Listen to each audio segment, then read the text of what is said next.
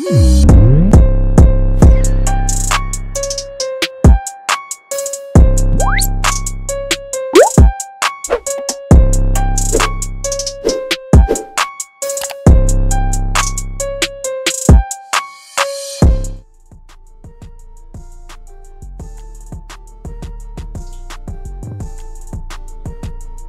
saat ini saya bersama dengan Pak Junas Miradiarsyah, komisaris dari Indonesian Basketball League.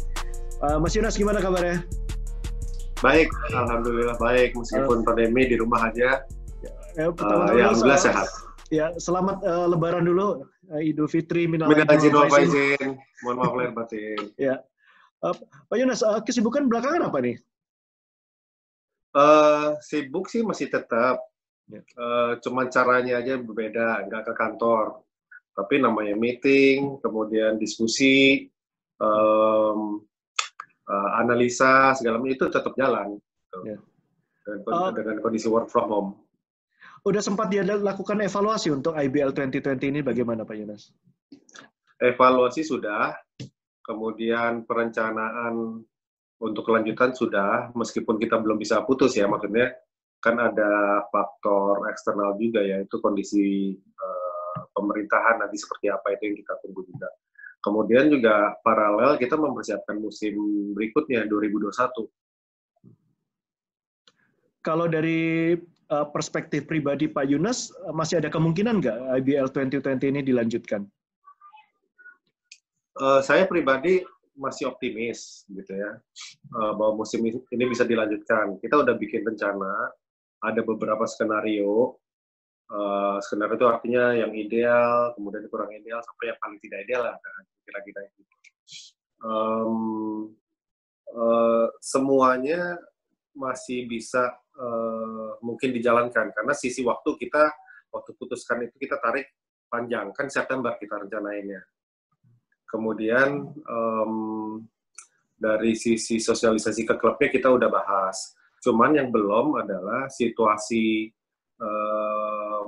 ini pemerintahnya, maksudnya apakah nanti boleh dengan penonton atau tanpa penonton, kemudian kota apa yang bisa kita selenggarakan, itu yang kita belum bisa pastikan. Kalau umpamanya ada possibility IBL 2020 ini dilanjutkan, kira-kira indikator apa ya Pak Junas yang tunggu atau nantikan gitu sebagai istilahnya kayak green light gitu ya, bahwa IBL ini bisa dilanjutkan kembali? Oke, indikatornya dari pemerintah, Kementerian Pemuda dan Olahraga, kemudian gugus tugas, dia memberikan green light bahwa penyelenggaraan kompetisi olahraga dapat dilanjutkan. Itu kan kemarin beberapa hari lalu Pak Menpora udah sampaikan ya, bahwa udah ada kemungkinan itu, tapi belum tahu kelanjutan kompetisi olahraga itu masuk dalam fase yang keberapa. Kan sekarang pemerintah udah ada beberapa wacana, fase 1, fase 2, fase 3, 4, sampai 5, kalau nggak salah. Nah, kelanjutan kompetisi itu masuk di fase keberapa, itu yang belum tahu. Itu yang belum dapat resminya. Kemudian dapat info juga dari Kementerian Pemuda Olahraga, mereka menunggu himbauan dari gugus tugas, arahannya seperti apa. Bisa dengan penonton, atau tanpa penonton, atau bisa dengan penonton tapi dibatasi, nah itu yang kita tunggu juga. Tapi kalau dari internal IBL sendiri, skenario yang paling idealnya adalah ini ya, apa namanya, dilanjutkan tanpa ada batasan jumlah penonton. Mungkin yang atau malah dilanjutkan tapi dengan batasan penonton, mengingat kondisi di luar seperti ini masih Pak Junas. Kalau kita ngomong ideal ya, ideal pasti dengan penonton. Dibatasin nggak ada masalah. Tapi kalau misalnya nanti keputusannya tanpa penonton, ya kan kita nggak mungkin menentang juga gitu. Meskipun dengan nggak hanya IBL, mungkin di seluruh dunia, mau NBA, mau sepak bola, dengan tanpa penonton itu situasinya sangat-sangat berbeda. Baik untuk penonton, untuk klub, apalagi kalau misalnya udah masuk ke fase home and away gitu ya. Untuk sponsor juga itu pasti berasa sekali gitu perbedaannya. Jadi kalau kita bicara sekarang kan banyak istilah new normal nih Pak Junas. Yaitu ya bagaimana kita harus beradaptasi dengan kondisi sekarang dengan ancaman pandemi COVID-19 ini dan usaha untuk mencegah penyebarannya juga. Dengan adanya new normal ini, apakah ada langkah-langkah yang sudah dipersiapkan untuk dari IBL sendiri untuk season depan lah, mungkin bukan IBL 2020 ini, tapi season depan, mengingat bahwa pandemi ini diperkirakan cukup lama berlangsung.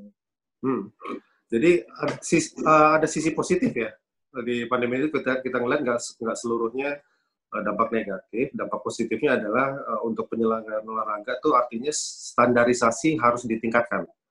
Standarisasi penyelenggaraan, kesehatan, prosedur latihan, prosedur pertandingan, flow penonton masuk keluar, kemudian flow untuk membatasi penonton, artinya yang sehat itu kan harus dijaga gitu ya, kondisi yang tidak sehat harus diperhatikan.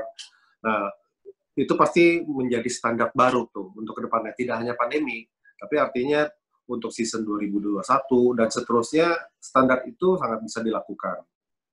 Ya.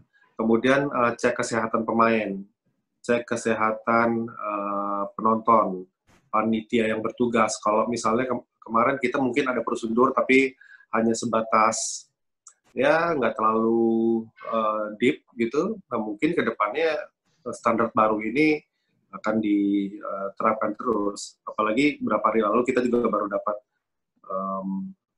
informasi dari FIBA, ada beberapa arahan untuk potensi kelanjutan apabila musim dilanjutkan, musim kompetisi di seluruh negara, itu ada protokol-protokol cukup panjang. Jadi harus bisa menjawab ini. Rasanya standar baru itu yang bisa kita bawa ke depannya dari sisi positifnya ya.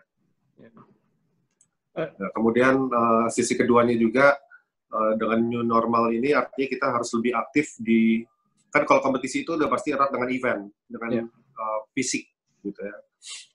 Dengan situasi ini kita harus berpikir lebih keras, lebih kreatif, lebih aktif lagi di dunia virtual, di dunia digital pastinya. Ya. Pak Yunas, tadi kan juga kita harus beradaptasi dan melakukan adjustment untuk new normal ini. Sejauh ini bagaimana tanggapan dari tim-tim IBL? Untuk yang prosedur kesehatan? Atau yang mana? Untuk prosedur kesehatan, ya? Semuanya, Pak. Mulai dari prosedur kesehatan maupun dampak ya dari ada penonton atau penonton dibatasin, dan kemudian seperti tadi Pak Yunas sampaikan tadi mengenai dampak terhadap sponsorship dan lain-lain itu. Kalau prosedur kesehatan, ini kita sedang godok di internal. Mudah-mudahan dalam beberapa minggu ke depan, kita sudah bisa sosialisasikan ke klub-klub, apabila nanti pemerintah secara bertahap sudah melonggarkan atau relaksasi PSBB, mungkin ada yang sudah bisa berlatih secara individual, nah itu kita udah keluarkan aturannya. Kemudian kalau situasi dengan penonton atau tanpa penonton, waktu kita bahas di rapat terakhir itu bulan April lalu. Di situ skemanya memang masih dengan penonton ya, karena pada saat April itu belum seperti sekarang, kan situasi ini setiap hari berubah drastis ya. Nanti kita akan rapatkan lagi, termasuk membahas finalisasi skema tanpa penonton. Rasanya seperti saya bilang tadi, akan ada kehilangan, pasti ada mungkin pro kontra juga, tapi apabila itu menjadi himbauan pemerintah, pastinya kita nggak mungkin hindarkan, nggak mungkin tidak patuhi lah gitu. Terus yang berikutnya juga respon dari klub mengenai menghadapi situasi new normal. Kalau kita bicara tentang virtual tadi, kita udah coba di bulan puasa kemarin ya, kita bikin kompetisi e-sports. Sebenarnya nothing to do sama kelanjutan kompetisinya, tapi idenya adalah kita industri bola basket coba lebih aktif lagi di dunia digital, di dunia virtual, gimana bisa menyentuh fanbase di luar dengan cara virtual. Alhamdulillah kemarin respon bagus dan semua klub partisipasi juga di kompetisi e-sports kita. Oke, Pak Yunas, mungkin kita akan kembali lagi ke IBL 2020. Sejauh ini pelaksanaan IBL 2020 dan kemudian dari evaluasi Pak Yunas sendiri, keberhasilan dan kekurangannya masih apa menurut evaluasi Pak Yunas sendiri? Kalau menurut saya, IBL kemarin kan kita udah jalan sampai seri ke-6. Kita masih ada sisa 7, 8 playoff semifinal final. Artinya udah hampir 65% perjalanan. Nah, dari yang sebelumnya kita bisa lihat jumlah penonton di setiap kota meningkat. Kemudian kita lihat juga indikator hari pertama di kota pertama itu biasanya bisa dibilang relatif sepi lah penontonnya karena hari Jumat, kemudian seri pertama. Nah, kemarin kita di kota Semarang, hari pertama itu sudah sold out tiketnya. Alhamdulillah juga hari kedua juga di Semarang, hari ketiga juga, jadi setiap hari di Semarang sold out gitu. Di Bandung, kota berikutnya juga begitu. Di Jakarta, Sabtu Minggu yang sold out, Jumat enggak, karena mungkin kapasitasnya lebih besar. Dilanjutkan lagi di Jogja, di Surabaya, artinya antusiasnya kita bisa lihat sangat meningkat, positif. Kemudian interaksi dan impression di dunia digitalnya juga sangat positif. Itu yang kita targetkan bahwa musim 2020 ini harus lebih gencar lagi dari sisi komunikasi, harus lebih gencar lagi dari sisi keterlibatan penontonnya. Nah, kita bisa lihatlah bahwa dari sisi itu dalam perjalanan kita nggak bisa saya belum bisa bilang mencapai titik target karena masih dalam perjalanan ya, yang penting positif lah progresnya. Kalau dari sisi negatifnya masih banyak, menurut saya masih banyak celah juga yang harus diperbaiki dari sisi teknis dan non teknis, seperti fasilitas lapangan gitu. Kemudian aturan yang setiap tahun harus terus diperbarui, harus terus ada peningkatan. Kemudian juga dari sisi kompetisinya, meskipun kita lihat setiap tahun juara selalu berganti, semua tim saling mengalahkan, tapi kan ini harus dipertahankan. Nah, dipertahankannya dengan cara macam-macam, sistem draftnya, sistem rookie-nya, peraturannya, dan menurut saya itu masih panjang perjalanannya. Salah satu yang menjadi sumber pujian ya bagi IBL musim kompetisi 2020 ini adalah kompetisi yang meningkat, dan itu tidak terlepas dari kebijaksanaan IBL sendiri yang mulai menerapkan kebijakan untuk memperoleh tiap tim IBL memperoleh 3 pemain import. Untuk kebijaksanaan ini dan juga batasan tinggi badan, apakah ada kemungkinan untuk dirubah atau diimprove lagi, Pak Yonas? Untuk pemain asing rasanya tetap kita berlakukan. Namun untuk tinggi badan kita sedang menggodok lah kemungkinan, ini masih ada kemungkinan ya untuk penyempurnaan gitu. Karena kita lihat pasti ada plus minus dari setiap kebijakan. Yang satu, kalau memang itu sudah baik pasti kita pertahankan, yang kurang pasti kita cari kita cari formula lagi supaya lebih improve gitu. Oke, Pak Yonas.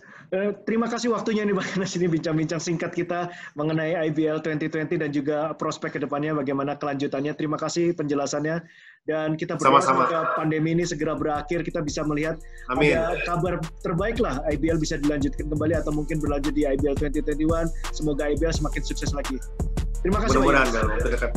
Terima kasih, Mas. Terima kasih.